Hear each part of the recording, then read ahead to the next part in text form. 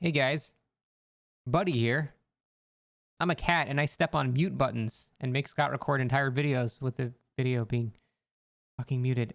So today we're going to talk again about the spirit changes and Boon Totems. These are the two meta shifting things I'd like to talk about. I want to talk about Deathslinger too, but frankly, I don't play Deathslinger like at all, so I don't think I'm a good person to talk about the changes to his ADS and his recovery and things like that. From what I've seen, the ADS went from like 0.2 seconds to 0.5 seconds, and the actual canceling cooldown is like 0.6 seconds. It's actually pretty minor, but the ADS part might be really bad. So I'm just going to wait for someone more experienced with Deathslinger to actually comment on that and only stick to talking about what I know. So first, I want to talk about Spirit. Overall, so the changes that they made, the dust is not being kicked up. That's not in the PTB, and we don't even know if it's going to happen ever, which I hope it doesn't because that would be super overkill in my opinion. But now her phasing is sort of directional, so you can kind of have like a rough idea if you're at like a down pallet, if she's going left or right. And overall, I played a couple of games of Spirit, and I didn't notice any difference really. I guess it's not entirely true. Let me rephrase that. I didn't notice survivors able to do anything additionally. They did know where I was more frequently though, and even I would ask them in post-game chat, hey, was this more fair? Did you guys know where I was? Stuff like that. And a lot of the time they would say, yeah, like I kind of had an idea of where you were when you were phasing, and that was very useful to them. And it made probably some chases take a little bit longer. But at the end of the day, I didn't really feel like the survivors had much of any control in the chase because the situation that commonly happened was, unless it's a really safe pallet like Shack or something like that, if you're like sitting at a down pallet with Spirit and the Spirit's on the other side of the pallet and she starts phasing, and even if you can hear if she's going right or left, if you rotate around the loop or try running, she's still faster than you to the point where she's going to get around the entire loop before you make it even halfway.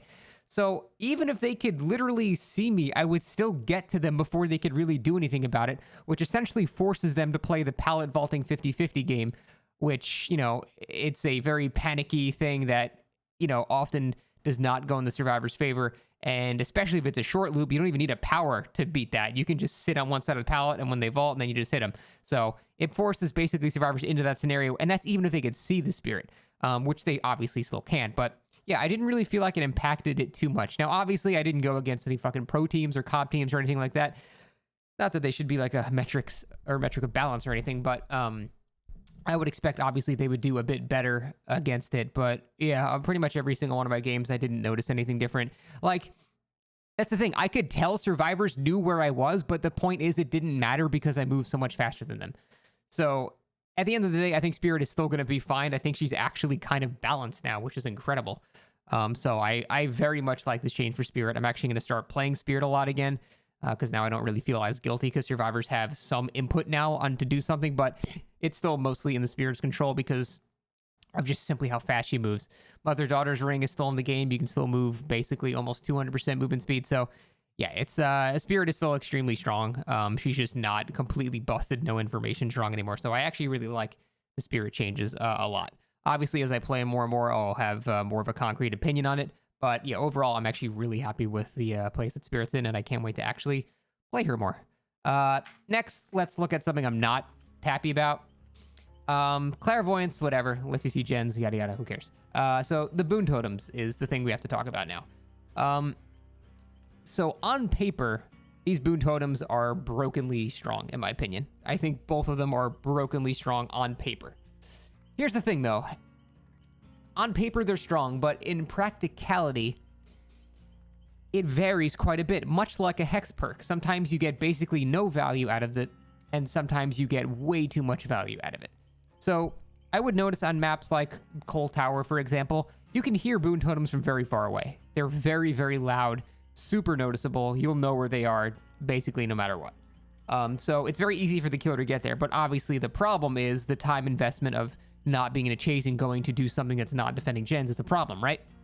Well, if you think about the time efficiency to set up this totem, it takes 15 seconds to set it up. It takes the killer basically a second to break it.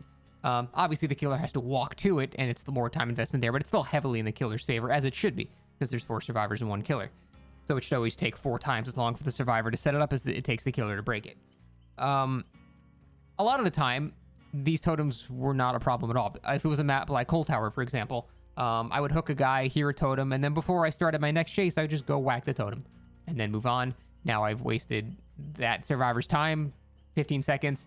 Barely took me any time to get out of the way. Not a big deal. However, when you have more complicated maps with multi-level structures like the game, for example, or I had one in Asylums. There was a totem in the middle of the asylum, which made that a safe haven. When you have to go in a building, upstairs, turn around, then go to it, then go back outside, then downstairs, then go back around, that's when you have Boon totems being, I think, too strong. Because the survivors can select where they want to put it, these effects are too easy to control and influence in such a way that it's disadvantageous for the killer to waste time getting to it. Most maps, I think it's actually not too big of a problem. But when you have these multi-level structures or Haddonfield walls, for example, where it takes a very long time to get around to the totem, that's when these perks become overpowered as shit. And that's a little concerning. So the first one, Circle of Healing, basically it gives you self-care and self-will make it for free. And it also stacks with medkits too, which is nutty. So if you're chasing a survivor, you're going to see this, by the way, if they keep this perk the same. If you're chasing a survivor in a Boon totem zone and they have a green medkit with gel dressings and the bandages, and then they have botany knowledge and like desperate measures or something, they're basically going to heal themselves during the chase. They'll be able to, like, with 2 pallet kicks, they'll be able to do the first couple of seconds, then get to a window, finish the first, finish the next couple of seconds then.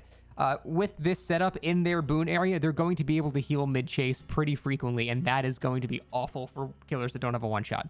So I'm actually very concerned about that. Medkits are the strongest item in the game, especially since they nerf keys by a wide margin. It's not even close. Medkits are so strong, and this essentially gives you a green medkit every time you're in a Boon totem area, but it also stacks with already existing green medkits to heal you even faster. This perk, I think, ranges more on overpowered just for the few scenarios where the totem is in a very annoying spot to cleanse. Like I said, most times I was able to cleanse totems within a couple seconds, not a big deal whatsoever, but in these maps that have very annoying structures to break totems, this can become a nightmare. Like, imagine the Asylum main building, which is already a nightmare for a killer, with this totem on top of it. Basically, survivors can get hit from anywhere in the map, go there, and just, they're safe. They're just going to be able to heal up in 4 seconds.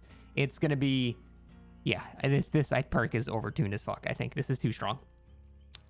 Next is Shadow Step, which I also hate because it's so good. Because I hate Lucky Break. I know you guys know that I hate Lucky Break, and I'm glad that more people don't run Lucky Break because it is insanely strong, at least in my opinion. But this essentially gives you Lucky Break and Distortion when you're in the zone. So you'll have a close range chase benefit where the killer's chasing you in this area. You will have the Boon Totems effects. You'll have no scratch marks, making you much harder to actually chase and mind game and thing like that. And then also when you're far away from the killer, if you're in the Boon Totem range, you have aura prevention to stop, perks like barbecue and chili from revealing you. So it has a multi-pronged, very useful effect. Probably not as strong as this one, though. This perk is busted. This one is annoyingly strong, but probably not overpowered.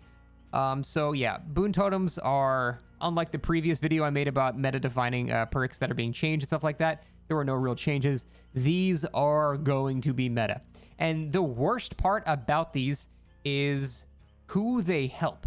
Because solo queue players without any communication, it's not going to be that useful, actually. I think for solo queue matches, it's really not going to be that scary at all. Because you're just going to have a guy who like, oh, a totem. I'm going to place a Boon Totem here. Not knowing what gens are being worked on, who they can coordinate with, who's going to be able to get into the area to get a heal. Who this is going to benefit the most is Survive with Friends. They're going to be able to say, okay, we're starting to have a 3-gen here. Let's set up this totem in particular. This will cover these 2 gens. So now we have a safe area every single time we want to go back. You reset the totem every time the killer breaks it and starts chasing someone else. And that's when we're going to have a problem. So the worst part about this is that it benefits Survive with Friends more than it benefits solo queue, which is the complete opposite of what we need to be doing. You need to buff solo queue and nerf Survive with Friends, not the other way around. So that is my biggest concern with Boon Totems. They work with communication and coordination way more than just solo queues just dropping a random Boon Totem. I don't even care about that.